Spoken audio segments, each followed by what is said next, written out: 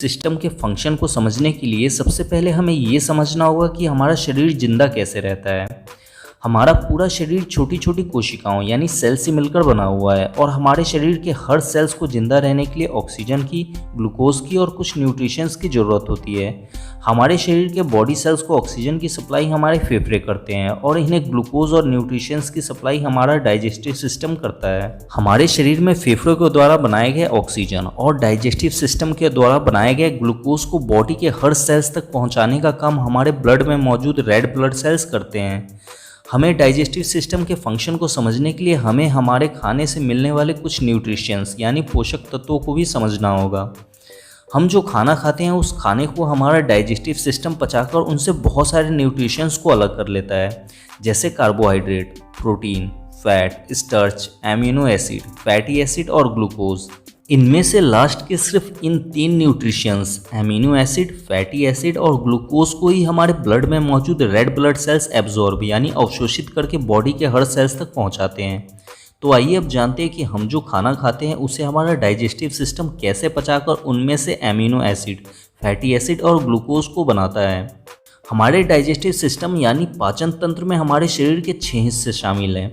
पहला हमारा मुंह, दूसरा स्टमक यानी अमाशय, तीसरा लीवर, चौथा पैनक्रियास ग्लैंड यानी अग्नाशय ग्रंथि, पांचवा स्मॉल इंटेस्टाइन यानी छोटी आंत और छठा लार्ज इंटेस्टाइन यानी बड़ी आंत शामिल है।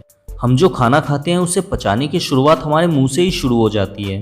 जब हम खाना खाते हैं तो उस खाने को हमारा दांत छोटे छोटे टुकड़ों में तोड़ देता है। अब हमारे मुंह के अंदर मौजूद स्लाइवेरी ग्लैंड यानी लार ग्रंथियां उस खाने में स्लाइवा यानी लार को छोड़ना शुरू कर देती है। मुंह के अंदर खाना को पचाने का काम यही स्लाइवा करता है। स्लाइवा में मेन 3 एंजाइम होते हैं जो खाना को पचाने का काम करते हैं, लाइसोजाइम, टाइलिन और म्यूकस। लाइसोजाइम हमारे द्वारा खाए गए खाने में मौजूद बैक्टीरिया को मारने का काम करता है। टाइलिन खाने में मौजूद स्टार्च जो एक प्रकार का कार्बोहाइड्रेट है उसे निकाल लेता है और स्लाइवा में मौजूद म्यूकस का काम खाने को चिपचिपा बनाना है ताकि वो पेट के अंदर आसानी से जा सके। अब ये खाना एसोफेगस यानी ग्रास नली से होते हुए स्टमक तक पहुंचता है। ये एसोफेगस 25 सेंटीमीटर लंबा होता है। खाना स्टमक में पहुंचने के बाद स्टमक इस खाने में हाइड्रोक्लोरिक एसिड को छोड़ता है ताकि जो स्ट्रॉन्ग बैक्टीरिया मुंह के अंदर नहीं मर पाए थे वो अब अच्छी तरह से मर जाएं। हाइड्रोक्लोरिक एसिड की वजह से स्टमक में मौजूद खाना और भी छोटे छोटे टुकड़ों में टूटकर पतला हो जाता है। स्टमक के अंदर एक ग्लैंड पाया जाता है जिसे गैस्ट्रिक ग्लैंड यानी जठर ग्रंथि कहते हैं। ये गैस्ट्रिक ग्लैंड स्टमक के अंदर गैस्ट्रिक जूस को छोड़ता है। इस गैस्ट्रिक जूस में रेनिन और पेप्सिन 2 एंजाइम पाए जाते हैं। रेनिन और पेप्सिन का काम खाने को पचाकर उनमें मौजूद प्रोटीन को निकालना है। पेप्सिन खाने में मौजूद प्रोटीन को अलग करके उसे तोड़कर प्रोटीन के एक स्मॉलेस्ट फॉर्म पेप्टोन में बदल देता है। हम जितना ही ज़्यादा खाना खाते हैं स्टमक उस खाने को पचाने के लिए उतना ही ज़्यादा हाइड्रोक्लोरिक एसिड छोड़ता है। इसलिए जब कोई इंसान हद से ज़्यादा खाना खा लेता है तब स्टमक में ज़्यादा हाइड्रोक्लोरिक एसिड रिलीज हो जाने के कारण खाना एसिडिक हो जाता है और गैस बनाने लगता है। तब इसे ही हम एसिडिटी कहते हैं। इस प्रॉब्लम से छुटकारा दिलाने के लिए डॉक्टर मैग्नीशियम हाइड्रोक्साइड देते हैं।